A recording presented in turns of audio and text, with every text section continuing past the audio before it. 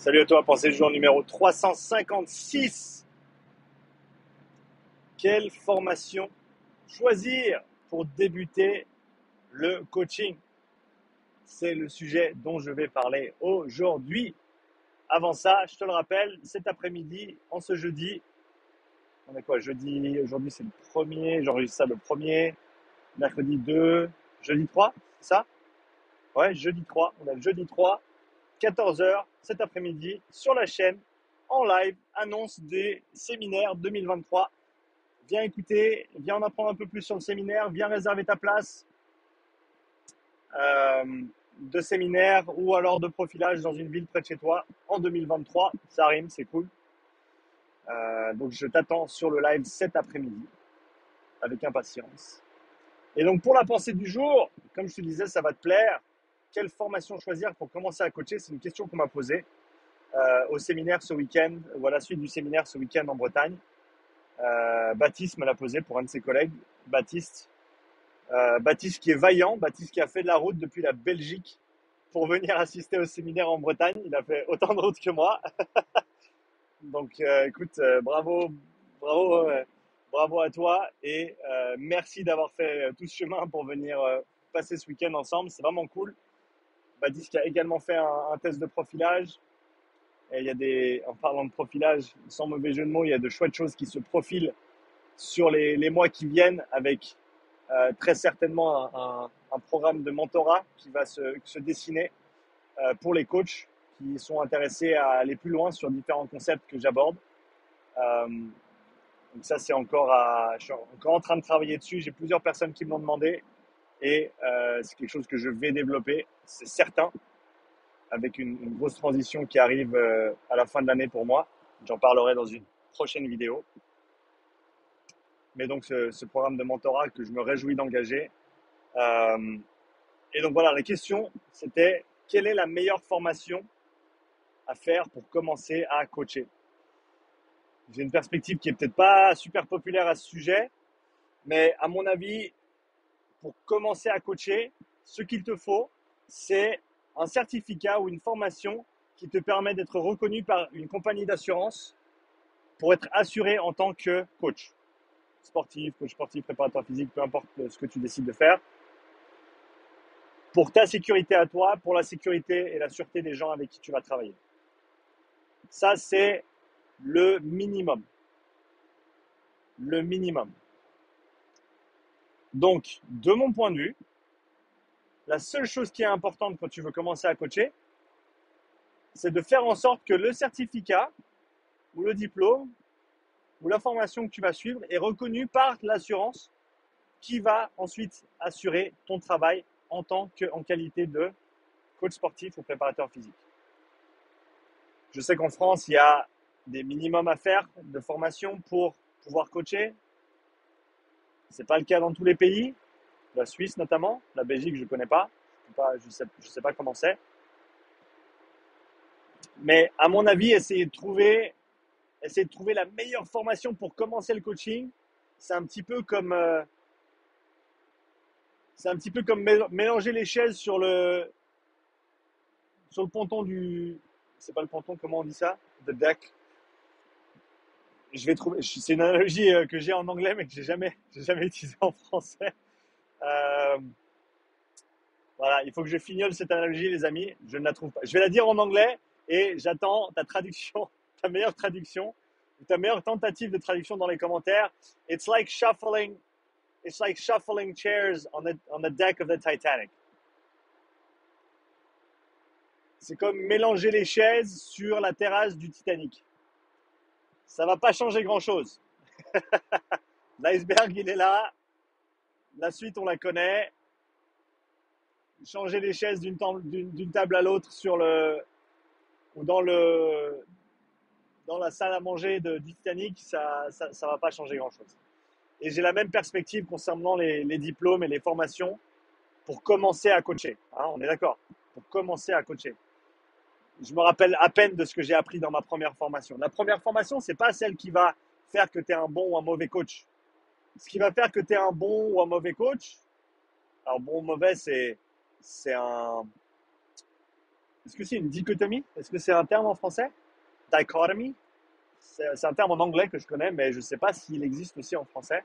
Donc, encore une fois, j'ai besoin de toi dans les commentaires pour toutes ces traductions de termes que je ne connais pas encore ou que j'utilise mal. N'hésite jamais à corriger mon mauvais français dans les commentaires. C'est toujours un plaisir d'apprendre. Euh, c'est peut-être un petit peu extrême de dire bon coach, mauvais coach, mais à mon avis, la différence, tu l'as fait dans ta formation continue, pas dans ta première formation, pas dans ta formation initiale. Le but de la première formation, à mon sens, c'est l'avis d'une personne, c'est que moi. Et d'ailleurs, si tu n'es pas d'accord, j'attends tes commentaires parce que je serais content d'échanger à ce sujet avec toi. Le but d'une formation, c'est de mettre un pied dedans, d'être assuré, de faire les choses correctement d'un point de vue de la loi et pour la sécurité et la sûreté de toi-même et des personnes avec qui tu vas travailler. Ça, c'est la règle numéro 1 pour moi.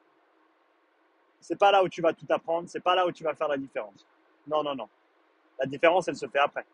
La différence, elle se fait sur combien de temps tu passes à étudier, à suivre des formations. Tu n'as même pas besoin de suivre des formations. Écouter des podcasts, regarder des vidéos, lire des articles, lire un blog, lire Instagram et Twitter. Il y en a qui hausseront les sourcils, mais je peux te dire que si tu étudies le contenu que les bonnes personnes postent, tu vas apprendre énormément sur ces plateformes. Mais il faut l'étudier, pas juste le consommer. Si tu étudies, peu importe quelle voie tu décides d'utiliser pour continuer ton éducation, poursuivre ton éducation, approfondir ton éducation, tu vas continuer et tu vas t'améliorer. Et c'est ça qui va faire la différence sur la durée et sur ta carrière. C'est ça qui va faire la différence. Ta première formation, on s'en fout. Les lettres que tu as après ton nom parce que tu as décidé de passer la formation avec telle institution ou telle institution, tu sais qui c'est qui en a quelque chose à foutre de ça? C'est les coachs et personne d'autre. Les clients, ils en ont rien à faire de ton certificat. Ils en ont rien à faire. En tout cas, moi, en 8 ans de coaching, jamais un client m'a demandé « Ouais, c'est quoi ton certificat? T'es formé avec qui? Je veux m'assurer que tu sois… » Non, ils s'en foutent. Ils veulent que tu puisses résoudre leurs problèmes. Alors, c'est pas une raison pour être un escroc, c'est pas une raison pour faire n'importe quoi, c'est pas une raison pour travailler sans formation. C'est pour ça que je te dis, formation minimum pour avoir une sécurité au niveau de l'assurance qui va te couvrir toi et tes clients et les gens avec qui tu vas travailler. À partir de là, les lettres que tu as après ton nom, c'est pour faire le beau sur Instagram auprès des autres coachs. C'est pas pour tes clients. Ça, c'est important de se le dire. Les lettres après ton nom, c'est pas pour les clients, c'est pour les coachs. Ok? C'est un peu comme les plumes du paon, hein, pour faire le beau. Ou la belle, c'est pareil. Mais ça a aucune importance aux yeux des clients. Les clients, ils s'en foutent. Les clients, ils vont pas aller chercher, ah ouais, ça veut dire quoi NSCA, CPT, ah ouais, ça veut dire quoi NASM, ils s'en foutent. Ils s'en foutent. Ils veulent que tu sois compétent assez pour résoudre leurs problèmes. Et donc, pour toi, tu devrais trouver la formation la plus simple, la moins chère et la plus courte qui te permette d'être assuré pour commencer à coacher. Et bien sûr, il ne faut pas faire n'importe quoi parce qu'on peut faire du mal aux gens avec qui on travaille si on fait mal notre travail. Ça, c'est certain et je veux pas le nier ou le mettre de côté. Mais en même temps, ce qui va te permettre d'apprendre le plus rapidement possible et le mieux possible, c'est d'aller travailler, c'est d'aller coacher, d'être sur le terrain avec des clients, avec des patients, dans le cadre de la kiné par exemple ou de la physiothérapie. Le plus important, c'est de coacher. Tu peux rien faire d'autre de plus important. Parce que des étudiants qui ont passé 3 ans à l'université pour devenir prof de sport et qui sortent et qui ont zéro compétence de coaching, moi j'en ai déjà vu. Avec toutes les lettres après leur nom, avec tous les certificats, avec tous les diplômes, toutes les validations. Et au final, pourquoi? C'est pas pour les clients. Pour être un coach compétent, il faut que tu sois assuré, que tu veuilles t'améliorer et progresser, que tu continues à te former, que tu développes l'art du coaching au travers des dizaines, des centaines, des milliers d'heures de coaching et que tu aies toujours l'intention de mieux faire. C'est ça qui va faire la différence. C'est ça qui va véritablement faire la différence. Et donc, si tu te retrouves au début de ton aventure de coach, il faut juste que tu mettes un pied dedans et que tu commences à coacher. Fais pas n'importe quoi. Ne blesse pas les personnes avec qui tu travailles. Un petit peu de bon sens va très très loin dans tout ça. Donc ça, faut pas le négliger. La sécurité avant tout. Do no harm, ok? C'est le mot premier en médecine et ça doit être le motto en préparation physique et en entraînement également. Si tu blesses quelqu'un, c'est l'antithèse de ce que tu essayes de faire. Donc dès le moment où tu prends un risque qui pourrait blesser quelqu'un alors que tu avais une option similaire ou quasi similaire en termes d'apport, mais qui a un risque moindre et que tu ne l'as pas pris, il faut se poser des questions. Trouve une formation, fais-toi assurer, coach de manière sûre et efficace, cherche à te former de manière continuelle, si c'est comme ça qu'on dit, et j'espère que ça fonctionne bien pour toi. J'attends tes commentaires, dis-moi ce que tu en penses. Je me suis enflammé un petit peu peut-être, mais je me sentais bien et c'est bien passé, du coup je suis content. Du coup, dis-moi ce que tu en penses. Un petit commentaire, comme d'habitude, ça me fait plaisir à moi et à l'algorithme YouTube également. On se voit cet après-midi 14h pour l'annonce des séminaires 2023. J'ai vraiment hâte. Merci à toi et à bientôt pour la nouvelle pensée du jour.